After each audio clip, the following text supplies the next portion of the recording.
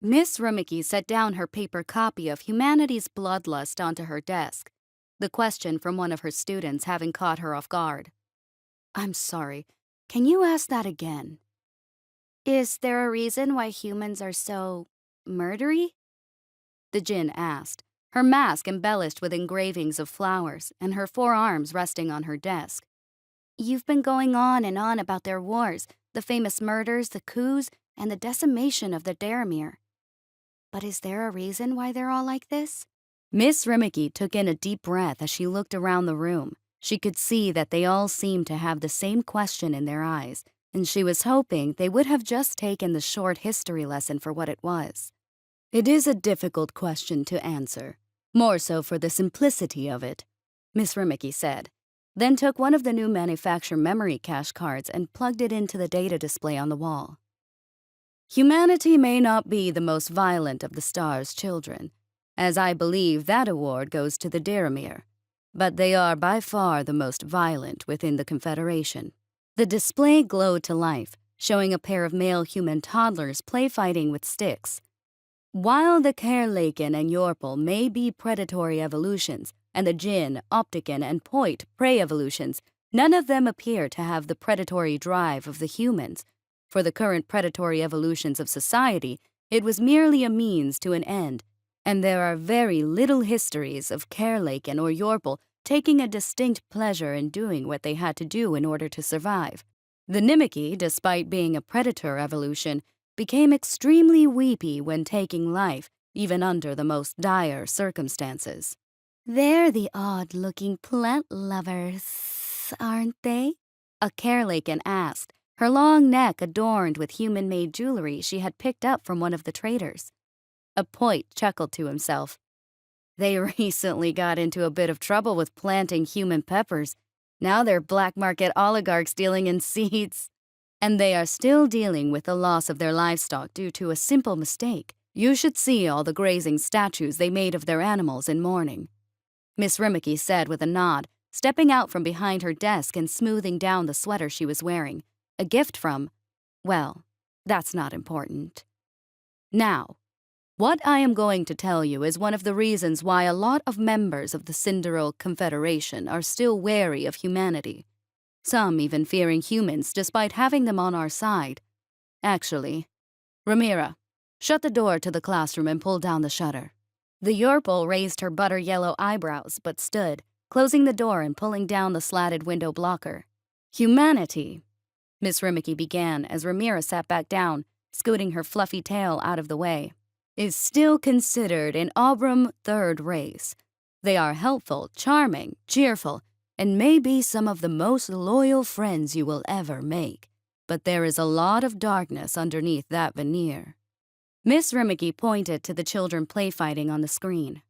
"Humans are ingrained biological warriors. Male children are known to wield wooden sticks as young as 3 years old, and even the younger ages are known to bite, kick, play punch, or attempt to grapple with their parents." "They try to wield fake weapons as young as 3? A male djinn said with a tilt of his masked head, his voice more curious than admonishing. "Why do they do such a thing? Are children not supposed to be cared for tenderly, wrapped in soft clothing and left to the colors of life?" A Kerlaken shrugged.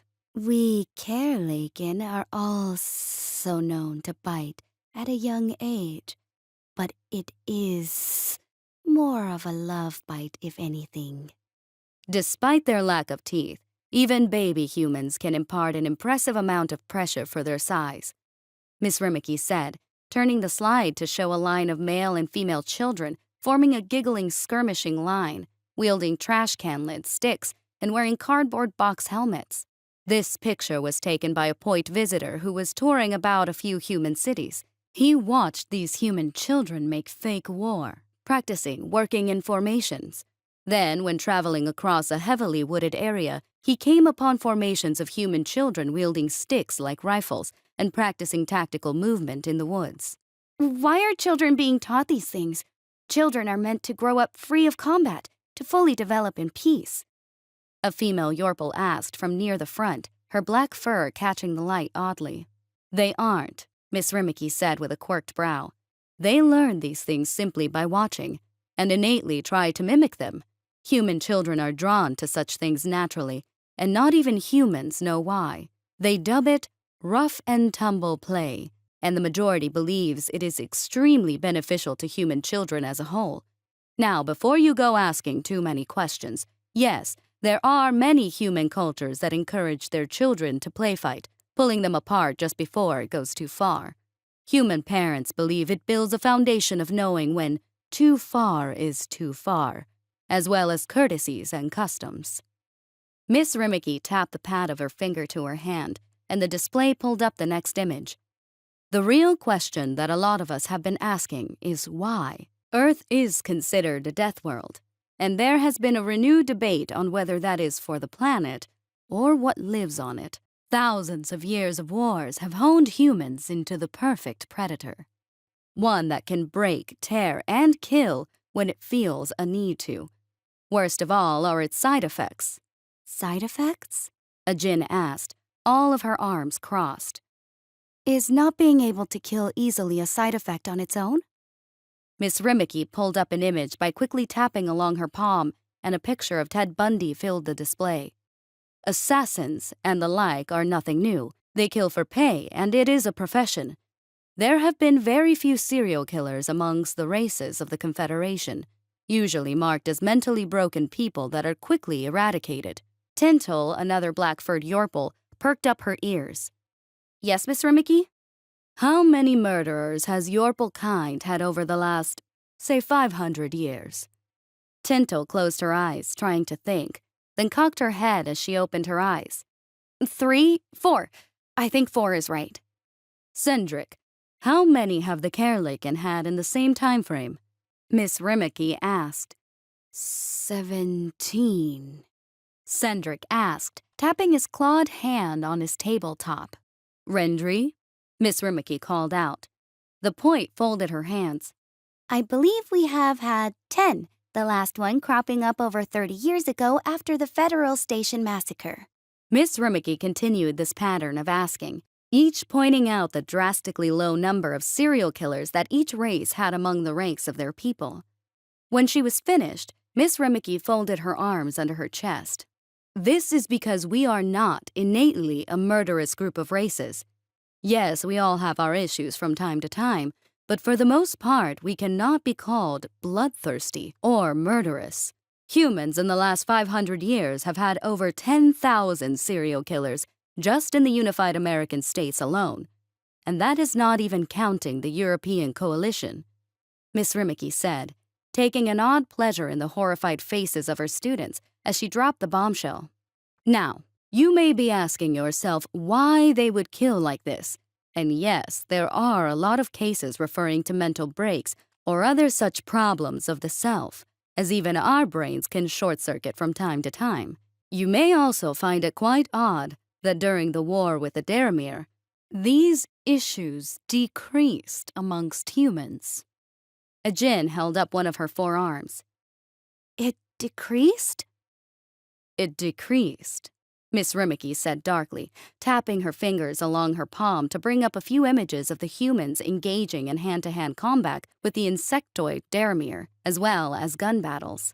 When the humans had an enemy to fight and were fighting for a cause they saw as good or righteous, their serial killers dropped nearly 70%, as well as a slew of mental and stress issues. If anything, a lot of the Interconfederation scholars believe the overall mood of humans rose significantly.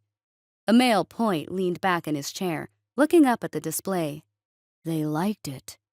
They did, Miss Rimmicky said. They had no wars to wage upon themselves as they were all too advanced, and it would lead to, as one human put it, an unsportsmanlike slaughter. They were spiking in mental health issues with these random killings on the rise. Then came the Confederation for their help, and they had a unified target to unleash their frustrations. Tinto ran her clawed paw along her head. Oh, shit. I get it now. I believe you will all understand it quite soon, Miss Rimmicky murmured. Earth, this little blue marble we are hurtling around in this station, breeds the finest predators to have ever touched the stars. Predators honed over tens of thousands of years, of human-on-human conflict. Predators honing themselves on hunting and killing other predators. Even in times of peace, they kept about this practice. Lawful predators hunting and capturing rogue predators that predated on the local populace. The darkness coming out of them slowly out of mental illness, boredom, or a simple desire to kill. My fellow scholars and I have identified 3 key types of humans. Miss Rimmicky tapped along her palm with her finger pads, and the display pulled up 3 pictures of humans. One was a mother with a sad but defiant look on her face. Another was a human soldier, his face bearing a long scar along his cheek. And another was a smiling woman wearing an odd orange jumpsuit. First, there is the reluctant killer, Miss Rimmicky began, pointing to the sad woman. These humans can and will kill when pushed, though they are not outwardly presenting as such and are more in line with the rest of us. If their child is threatened or themselves, they will lash out with a wild, feral energy. They will then suffer mentally from the kill, but most get over it in time. These seem quite normal. I would have assumed that most of humanity is made up of this kind. A male opticon asked in practiced ease, gesturing with a claw towards the display. Less than what you would think, but yes, most. Miss Rimmicky mused, then pointed to the soldier. Most humans fall into this category. These kinds of humans are seen as actual predators and are judicial killers. They are not reluctant, nor do they like doing it, but they can easily kill once a set of protocols are broken. Humans, despite what we think of them, have a rather simple set of rules they live by that keep them from killing. Once you break those rules, however, they will snuff out life without a second thought and not even lose sleep over it. To this kind of human, to break the protocols they have set makes you less than a beast, a monster requiring dealing with. The room was quiet, but a slow claw was raised in the air, a female opticon breaking the silence. What kind of protocols? Hurting the innocent is the easiest to break, Miss Rimmicky said, her mind already pulling up the passages she read about human philosophy. To attack a non-combative woman, a mother, or a child is seen as the quickest way to activate a human and have them shed blood. The traffical incident is the best example of this. A Carelacan leaned his head back, actually letting out a small hissing laugh. Ah, yes. When a Lemurian trader slapped a human child for getting in his way. From what I understand, a female human and 2 males fractured the Lemurian's skull to the point it looked like broken pottery, a red Yorpal murmured, remembering the images of the gray, brutish face of the man looking bent and out of shape. I believe they beat him to death. She did, Miss Rimmicky replied. Her fury was so fierce that they couldn't even pull the female human off of him whose child had been slapped in the first place. Tensions were a little high at that point, to be fair, but it made a lot of us shrink away from humanity as the war was winding down. Regardless, there are other protocols such as taking property, risking life of themselves, and other such things that are easily avoidable. Even more confusing is that many of their protocols are not attached to only humans. They expand to everyone and anything. Humans have been known to batter other races to near death over infractions to other races, such as the Fremere Market incident, where a Yorpal child was being harassed by a gang of Prilfar traders. When a human caught wind of what was going on, he approached them and told them to leave the child alone. When they refused and kicked the child, he single-handedly brutalized all 8 of the Prill, then impaled the leader on the broken spike of a stall when she pulled a blade and tried to take the young Yorpal as a shield. This is the first instance of an escalation of human protocols being seen in real time, as well as galvanizing the Yorpal friendship with the humans. Miss Rimmicky pressed her lips into a disgusted line, then pointed to the woman in the orange clothing. Then there are these. These are murderers, serial killers, and dregs of human society. These are the rogue predators that hide amongst the first 2 types of humans, killing whatever they please for the pleasure of it. These kinds of humans have been offered on loan for research, and their brains are terrifying. Killing, blood, organs, the screams of the dying, they are things of beauty to these kinds of humans and elicit the same kind of brain response as eating ice cream or watching a favorite movie. Company 13, a female djinn said under her breath.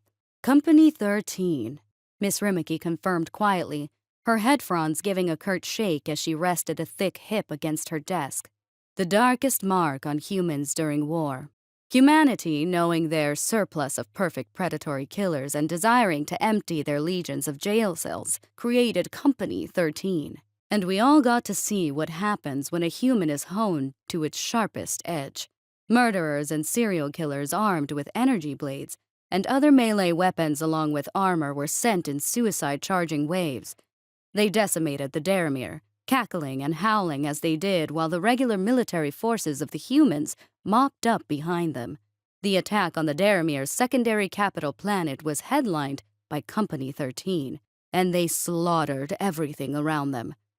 This person, Amanda Jute, is one of the few survivors of Company 13 and recalls all her memories of slaughter fondly. There are other survivors that managed to steal Daramir ships, and only a small handful made it past the human anti-air units. A female point sighed out. So there are loose among the stars then? This little handful of feral humans? For the most part, they hide well, which is terrifying in of itself. That is what really troubles the Confederation. The last two types of humans blend in seamlessly to normal society.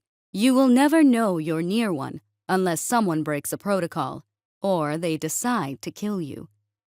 Humanity's cold calculation and combat strategy did do away with nearly 95% of its prison-held murderers, but that does not mean they are all gone. Miss Rimmicky said with a sigh. No, that was only the ones they had caught, the ones that had gotten sloppy. What all of you may not know is that there is a shadow war ongoing with humans. The judicial predators trying to sneak and snuff out the rogue predators before they can do too much damage, or to stop them altogether. Worse is that these rogue predators can hide anywhere. What are you trying to say, Miss Rimmicky? A blue opticon asked. Miss Rimmicky drummed her nails along the top of her desk, thinking over the words with pursed lips, then stood back up fully onto her feet. The reason why the Confederation is so scared of humans now, after the war, why you are in this class with no humans present, is that they want to arm you with knowledge. Humans are, for the most part, good. They are good people with big hearts and have a lot of love to give, but there is a dark shadow over them that looms in the day and night. Judicial human predators and rogue human predators are seamless, hiding in plain sight. There is estimated to be hundreds of thousands of rogue predators laying in wait, or are so clever that they have yet to even be found. There is estimated to be millions of judicial predators walking amongst you, and a simple mistake will set them off onto a path of bloodshed. Earth, for all its beauty, has created two of the most perfect predators to ever grace the stars, and their savagery is unmatched. Most scary is how calm they are when they go about their business. Then why not get rid of them then? Why not go through with you and other psychic races and root out the problem? A point asked. Her fully colored blue eyes narrowed. They can't hide from the truth of the mind. Miss Rimmicky grinned fangedly, though her eyebrows were morose. You would think so, but they hide just as well there as they would on the sidewalk. Humans are immune to mental interdiction, and they are instantly aware of it as well. The more clever rogue humans even laid down false trails that led us on a merry chase. A crack team of investigators tried, but found themselves outclassed by even the reluctant humans, shutting them out as if they slammed a door. This made the Confederation so afraid that many began to wonder if we had accidentally opened a box that we can't shut again. The thing hidden inside bursting out and wrapping itself around us. What we have to do, what all of you have to do, is understand who is walking with you, who is eating with you, and who you are talking to. Miss Rimmicky started, but a dull chime rang around the room, and she sighed. We will pick up on this later.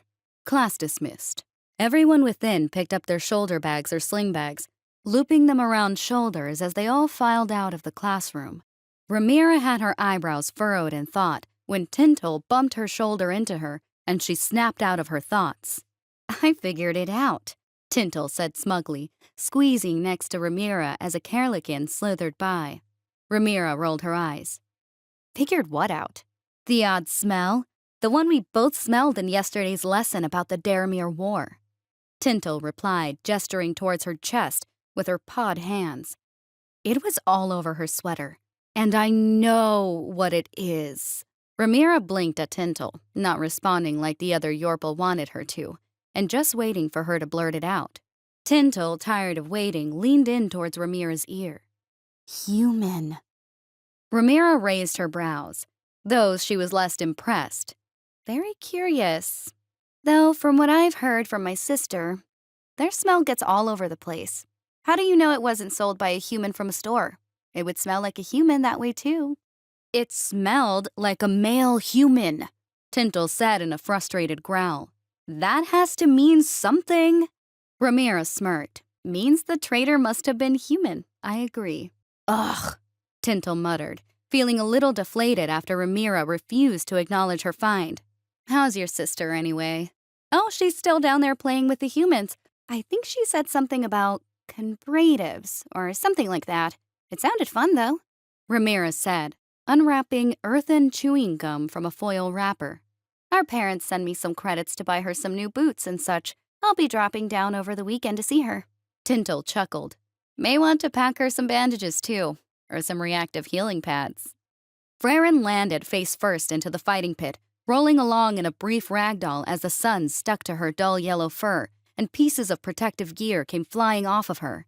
Ooh, Himmel hissed out, bringing his balled fists up near his chin. Ooh, I know that didn't feel good. Zetrin hummed in his throat, then turned to Himmel. She is getting pummeled out there. Freren groaned, then slowly came up onto her knees, picking up the pugil stick back up and slipping her helmet back onto her head. She was fighting Renee today, who, despite looking rather normal, was beating the absolute hell out of her. The human had an impressive way of moving her body weight around, but the full body check made her think that a lot of the weight was in her chest. Come on, furry. Back up you come. Renee called out cheekily, twirling her pugil stick.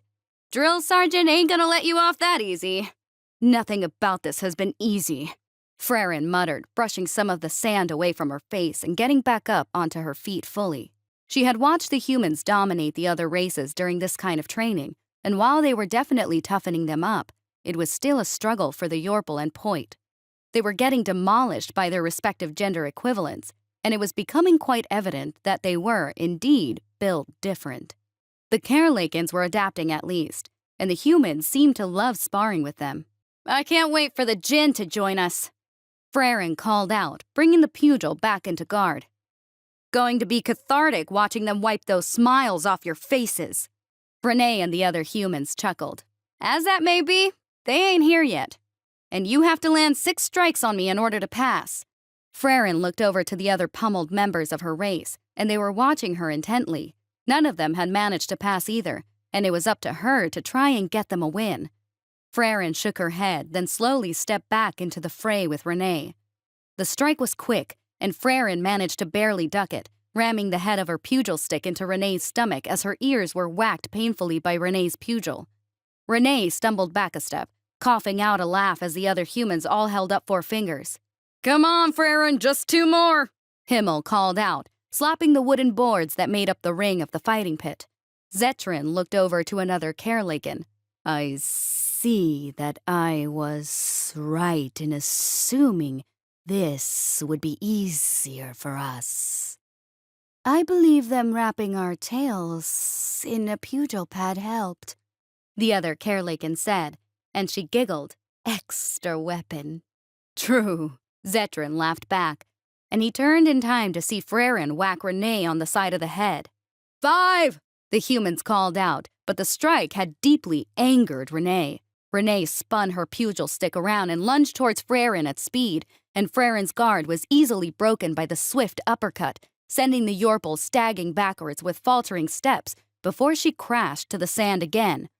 All the Yorple hissed out in pain as Frerin groaned from the ground, her tail wagging a little in submission as she fumbled around in the sand, trying to find her pugil stick with warbling vision. "Renee!" a male human private said, wiggling his finger back and forth reproachfully. "That was too much." Renee scoffed. "She hit me!" "She's supposed to hit you where she can," he said, then crossed his arms. "You were told not to hit them in the face." Renee went to shout at the human, but Frerin's pugil stick bounced off of her back. Renee looked confused, then turned around, looking over at Frerin, wavering on her knees, and her arms still cast forward with her throw. 6! Another female human private laughed out, clapping her hands. "You turned your back to an enemy, and she got you." "Damn it!" Renee spat, throwing her pugil to the ground. "He distracted me!" All the voices became quiet as Drill Sergeant Marshall stepped out from where she was hiding amongst them, the privates parting out of her way and her brown campaign hat catching the sun. "You let yourself be distracted, while the Yorple stayed on mission," Drill Sergeant Marshall said, placing her hands on her hips as she stared down at Frerin. "Your lack of discipline allowed you to catch a strike to the back." Frerin smiled up in a daze at Drill Sergeant Marshall, while blood trickled from her nose and mouth. "You are bleeding," Drill Sergeant Marshall said matter-of-factly down at Frerin, still smiling at the Yorple. Frerin nodded. "Uh-huh, Drill Sergeant. You also took down a human in melee combat. How does that feel?" Drill Sergeant Marshall asked. "Like my face hurts," Frerin said honestly, then spat out a mouthful of blood down into the sand. Drill Sergeant Marshall laughed, a true laugh, then reached down and hauled Frerin up to her feet. "You never failed to impress me, Specialist Frerin." Wait, Himmel said, clapping his hands. "Promoted! She just got promoted!" Himmel took off at a run around the ring, his hands held high as he made a loop around the now cheering and battered other Yorple. "Promoted!" Himmel screamed again, making it around a loop of the ring, and started slapping at Zetrin's arm. "She did it! She's the first non-human promotion!" Zetrin, quickly tiring of the slapping, whacked Himmel with his still pugil pad-bearing tail. "Be quiet, Himmel. Sheesh." Promoted? Frerin asked, her mind still buzzing with the uppercut as Drill Sergeant Marshall steadied her. "Huh? Why?" Drill Sergeant Marshall smiled at her. "Because you showed the right kind of mettle." "Still!" The humans all called out at once, catching the other races off guard. Drill Sergeant Marshall half turned to look at the human recruits. "Steel Souls! Iron Hearts!" They all called back, then half bowed in respect to Frerin. Frerin was still confused, even as Drill Sergeant Marshall pulled out the black metal rank and took the pin guards off. "Steel what?" "A soul of steel that cannot be broken," Drill Sergeant Marshall said reverently, removing Frerin's old rank from her right lapel and placing the new rank just into the cloth so it stayed. "A heart of iron that cannot be turned." Frerin blinked at Drill Sergeant Marshall and would have smiled, except the woman had reared her fist back. "Huh?" Frerin managed to say. Then Drill Sergeant Marshall's fist slammed into her rank, and the Yorple felt the metal pins bury themselves into her collarbones. Frerin held up a pair of clawed hands curled in pain, her face twisted. Then she let out a screech of agony, pulling on her lapel and jerking the pins out of her body. Drill Sergeant Marshall chuckled, then held Frerin still as she placed the guards onto the now bloody pins. "She's official now, eh, lads?" Drill Sergeant Marshall called out, pushing the still hissing and spitting Frerin towards the other human recruits. "Steel and iron!" They called out with whooping cheers, hefting the still cursing Frerin into the air as the other races clapped and whistled at her.